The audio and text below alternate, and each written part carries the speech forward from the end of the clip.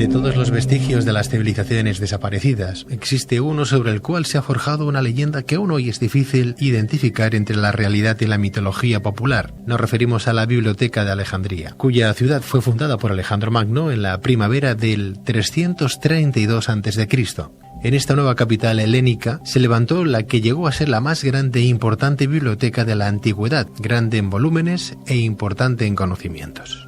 Hasta su destrucción por las llamas, este monumental palacio de sabiduría conservó más de 700.000 volúmenes escritos en rollos de papiros. Incluso existen teorías que afirman que fue allí donde se tradujo por primera vez la Biblia al griego. Por sus pasillos y sus frondosos jardines pasearon todos los sabios de la época: Filón, Arquímedes, Eudoxio, Demetrio de Farelo, Erastótenes, Arquímedes, etcétera, etcétera, etcétera. Por otro lado, como en todas las leyendas, existen en torno a la Biblioteca de Alejandría muchos aspectos desconocidos y otros más polémicos sobre los cuales los investigadores no se ponen de acuerdo. Intentaremos descifrar uno de los enigmas más fascinantes de la historia de la humanidad. Para ello nos acompaña ante estos micrófonos José Luis Domènech, egiptólogo, miembro de la Sociedad Catalana de Egiptología y creador de las páginas web Egipto Mágico y Culturas Milenarias. Alejandría, rosa de la mañana, almohada de nubes blancas, encrucijada de rayos limpios en el agua del cielo, corazón de los recuerdos bañados en miel y lágrimas. Con este encanto definía la legendaria ciudad mediterránea el Premio Nobel de Literatura, Naguib Mahfouz. José Luis, ¿es Alejandría un lugar mágico, como decía este Premio Nobel? Tendría que ser mágico por toda la historia que ha pasado por sus piedras, al mismo tiempo por el enclave que tiene. Alejandro Magno construyó la ciudad precisamente de Alejandría porque era un paso muy bueno para ir hacia Macedonia y hacia Asia, y al mismo tiempo porque está en el delta del Nilo. Aparte de ello, ha sido siempre desde, como tú bien has dicho en la introducción, en todas las disciplinas antiguas, hasta en los últimos tiempos del siglo pasado, en los primeros años del siglo pasado, pues refugio de intelectuales de primera calidad. Por lo tanto, la mezcla esta de historia, la mezcla de encanto que siempre tiene Egipto, y al mismo tiempo el lugar donde han pasado tantas destrucciones, destruida y reconstruida varias veces, no deja de ser un poco ciudad mágica, ¿no? En este tiempo de radio, donde además informamos a todos nuestros amigos oyentes que nos hacen el favor de acompañarnos, y más de uno pensará, bueno, ¿no será también otra leyenda lo de la existencia de la Biblioteca de Alejandría, a pesar de que nosotros ya hemos dicho que la inauguró Alejandro Magno en el 332 a.C.?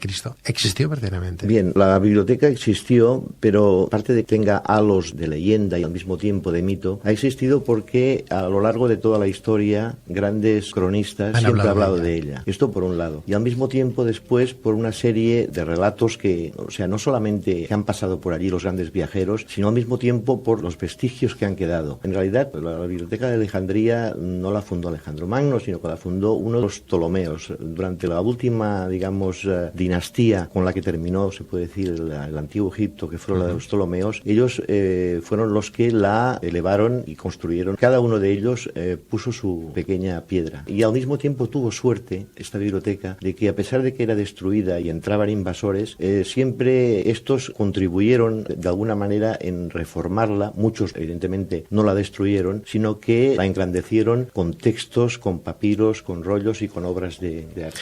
O sea que podemos decir que fue un antecesor del padre de Cleopatra. De Cleopatra, evidentemente. Bisabuelo sería, ¿o no? Bueno, en realidad... Estamos hablando del año 330. Sí.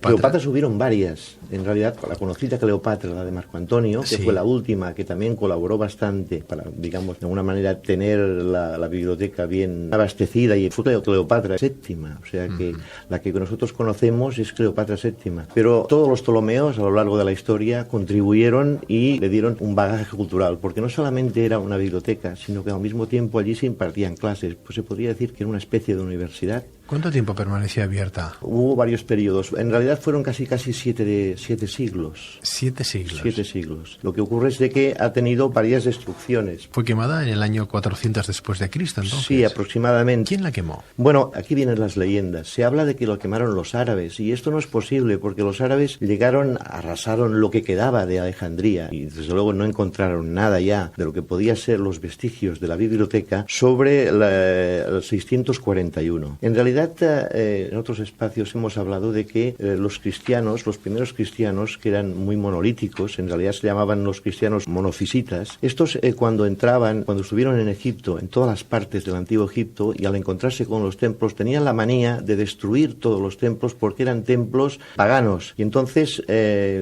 intentaron destrozar muchísimas cosas. Se puede ver no solamente en el ejemplo de Alejandría, sino cuando se visita a Egipto, en muchos templos y en muchas iglesias y demás, que han sido construidas encima de otros templos y han intentado destruir todo lo que podía significar el paganismo. En realidad se cree que fueron los cristianos, porque Alejandría, por ejemplo, que se sepa así normalmente, pudo haber tenido 6 o 7 destrucciones. Por ejemplo, el famoso Caracalla la destruyó en 2 veces. Después entró Valeriano, después la reina de Palmira, Zenobia, también, Aureliano también. Cada vez que había esto se iba destruyendo, pero quizá la biblioteca de Alejandría tuvo suerte porque se metieron los rollos y los papiros en aljibes. Como bien sabes, era una manera de transportar el agua y el vino, y la cerveza incluso, y quizá pudieron preservarse de los fuegos y demás. Pero quedan restos aún, y al mismo tiempo galerías en las cuales estaban colocados, digamos, todos los manuales y los textos que tenía la biblioteca. Por lo tanto, se pudo haber salvado algo. Y también hay una teoría un poco romántica de que se logró, mediante estos aljibes, transportar al desierto de Libia y en algunas partes del antiguo Egipto, de lo que era el antiguo Egipto, lo que es hoy en día Egipto, parte de estos ejemplares, de estos manuscritos y demás, e incluso se habla, porque no se ha descubierto, la tumba de Alejandro Magno, que está metido, según dice la leyenda, en una especie de bloque de piedra. De bloque de piedra y al mismo tiempo también de cristal. Verdaderamente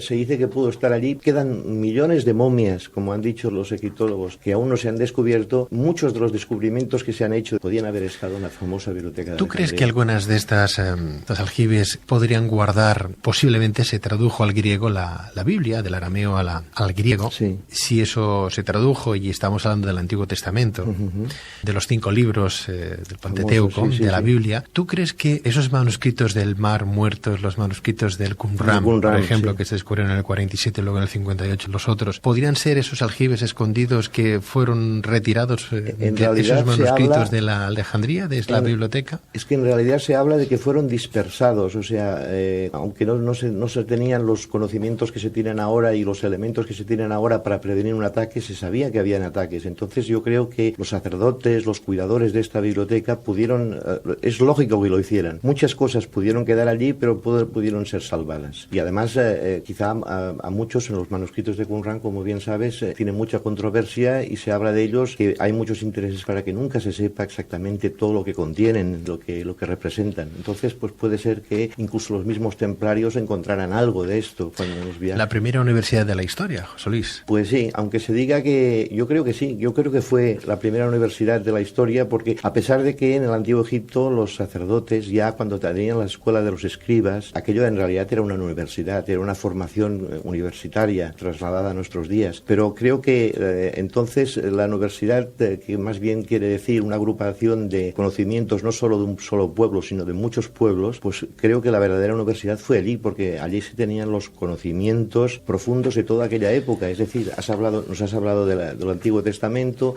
habían traducciones helenísticas, habían traducciones persas, habían traducciones india. Por allí habían circulado, como bien también has dicho en la introducción, una serie de personajes famosos de la historia universal que han contribuido con su saber a todo el saber, digamos, del cosmos. Pues yo creo que aquello fue verdaderamente la primera universidad, y creo que el símbolo de lo que tiene que ser una universidad. Yo no sé si se tienen vestigios de quién fue el que trasladó o tradujo del arameo al griego la Biblia en sí, esos manuscritos, esas explicaciones de lo que podría venir, de lo que vendría, etcétera, etcétera. Bien. Pero qué importante sería si en el día de hoy cogemos a un traductor de inglés, le damos un texto, nos lo traduce, se lo damos a otro, nos lo traduce, leemos y comparamos, y cada uno da en base a una misma opinión, dan fórmulas diferentes de interpretación de aquel propio texto inglés. El texto sigue siendo el mismo, pero la traducción traducciones diferentes. Pues imagínate con lenguas muertas. Ahí voy. Qué importante sería conocer el cariz de la persona o de las personas que tradujeron esos textos sagrados, qué tendencia política tenían, perdóname, o qué tendencia religiosa tenían, para saber hasta qué punto podría estar desvirtuada la Biblia que nos ha llegado hasta el día de hoy, ¿no? Piensa que, de alguna manera, estas traducciones, como bien has dicho, según quién las interpretaba, no solamente ya las tendencias políticas de aquella época, sino al mismo tiempo de la sabiduría que tenían, podían ser expresadas de una manera o de otra. De todas maneras, hay bastantes indicios de que la Biblia, el Antiguo Testamento, fuera una, digamos, agrupación de conocimientos de lo que era el Antiguo Egipto, que estamos hablando de 4 siglos anterior precisamente a la época en que vivió teóricamente Jesucristo. Háblanos de la piedra de Rosetta, la piedra filosofal que Napoleón también empezó a buscar. La piedra de Rosetta, como bien sabes, está en Inglaterra, como casi la mayoría de los tesoros. Se les ha llamado a los ingleses de alguna manera bucaneros de la historia, pero bueno, en realidad también lo han conseguido por medio de los estudios. La piedra de Rosetta fue encontrada y traducida, pero cuidado, la persona que pudo traducir esto, a partir de aquí, pudo, a través de 3 idiomas, de los 3 idiomas que el Antiguo Egipto tenía, es decir, los jeroglíficos no tenían traducción, podían ser interpretados de cualquier manera, el griego, y después había una especie de lenguaje copto. A través de la piedra Rosetta, esta piedra de basalto negro, se pudo de alguna manera encontrar la traducción a todo lo que existía en el Antiguo Egipto y que tenía una relación con su historia. En esa piedra de Rosetta, claro, la piedra filosofal se podría decir de alguna manera, porque en realidad a partir de ahí se consiguió descubrir lo que eran los jeroglíficos. Los jeroglíficos estaba la clave. Era la clave.